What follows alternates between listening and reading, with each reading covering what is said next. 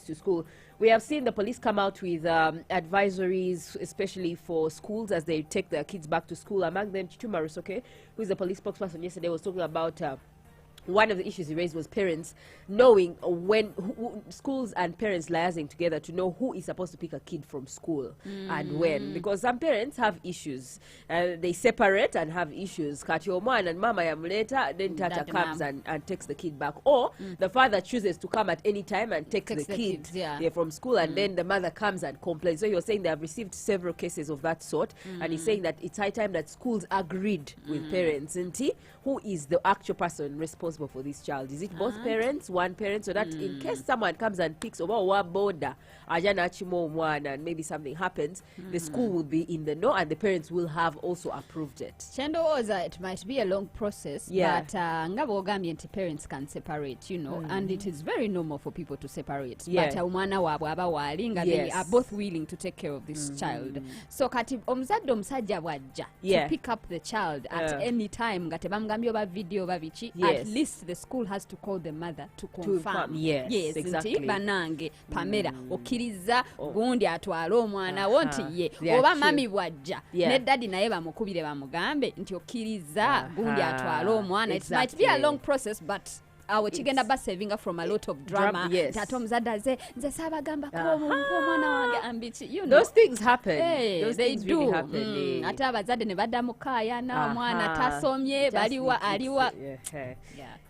So that's what he was saying, and then he was also talking about schools to be able to have some things in proper order. For instance, fires. You know, schools usually have fires, outbreaks. So he was talking about have extinguishers, fire extinguishers, and make sure that you have measures in place just in case fire breaks out at the school.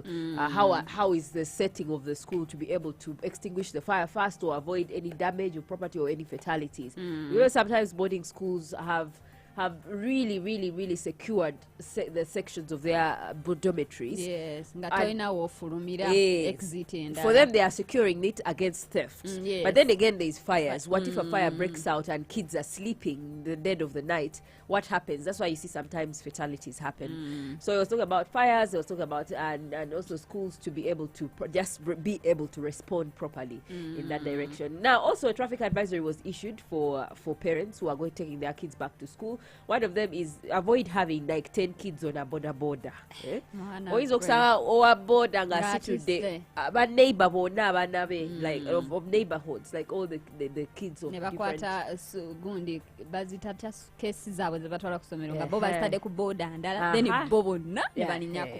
that is dangerous. Now, Michael Canero is the traffic director for Uganda Police, say that all road users should use the road respectfully and with caution, not recklessly. He was warning against overspeeding because today kids are going back to school. So if you overspeed, that will be bad. So reduce the speed. He says reduce speed near schools, near crossings and residential areas. And he was telling people obey traffic signs and road markings and instructions. Avoid reckless driving, overtaking of vehicles.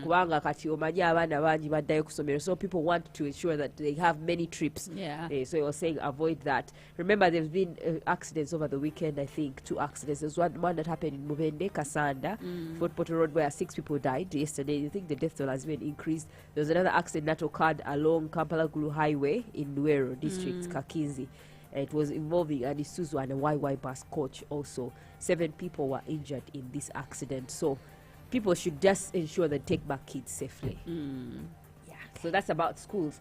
Now, also, in our news, we're talking about NIRA. And yesterday, the NIRA spokesperson, or National Register, her name is Claire Olama, was responding to claims that the IDs that have been issued are not working.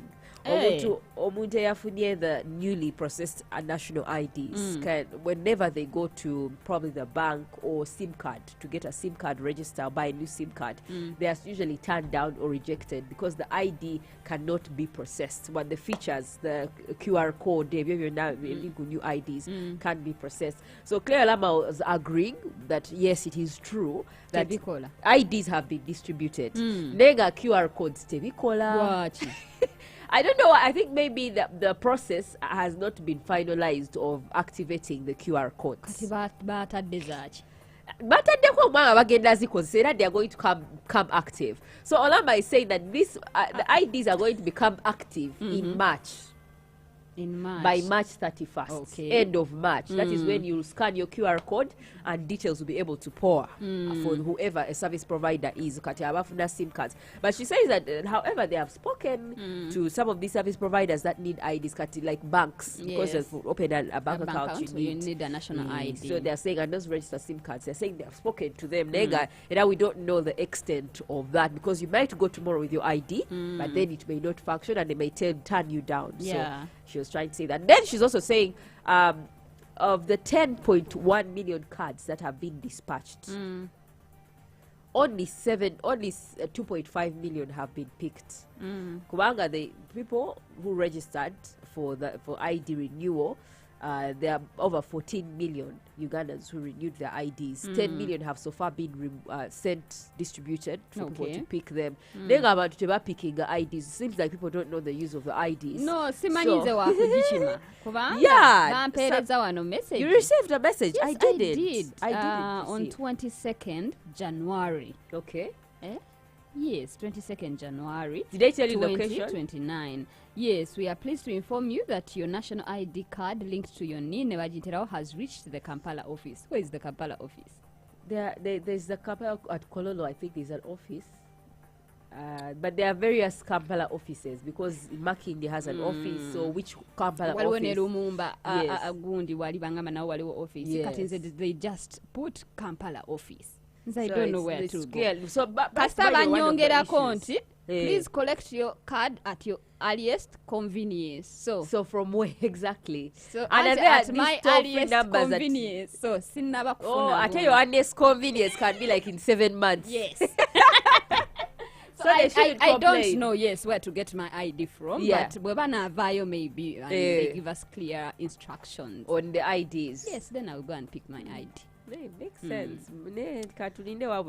Because out of 10 million, only 2.5 million people have picked. I thought we renewed our IDs around the same time.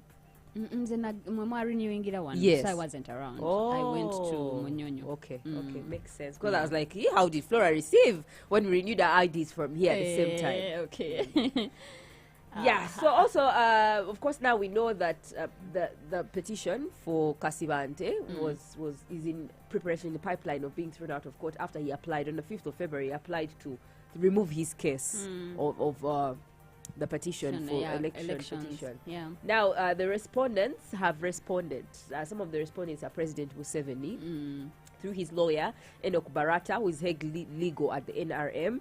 They say they are also being very clear, and for us, we don't have any standing agreement with Kasibante. Mbuyu withdrew the petition, but we also stand our ground that the petition was uncalled for. That is what Museveni's lawyer says.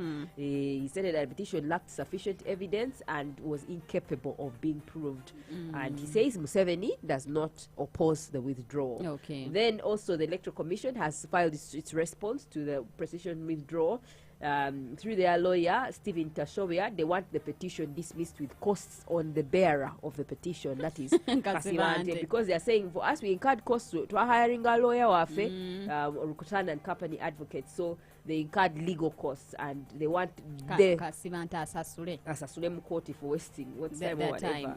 And then also the Attorney General has responded as well. Deputy Attorney General Jackson Kafuzi, he also swore an affidavit and he said the petition lacked merit. Because the elections happened under legal circumstances. That means the Constitution of Uganda was observed or upholded, the Presidential Elections Act was upholded, and the Electoral Commissions Act was also upholded. Okay. Yeah. Yes. No, it will depend on the 9 justices of the Supreme Court, led by Chief Justice Flavian Zeja. They will they can even say, okay, tumuleke, no costs. Maybe he was excited and bitchy. Tumuleke. So Pam tugenda mwawadzi wa preparing the dakandoze. I'm prepared. Okay. Engato buli kimu wafunye. I'll have something to put on, definitely. Hello guys. The mid-morning to Corner with Flora Shaw, 100.2 Galaxy FM. Zina. ISBAT is a leading chartered university with world-class campus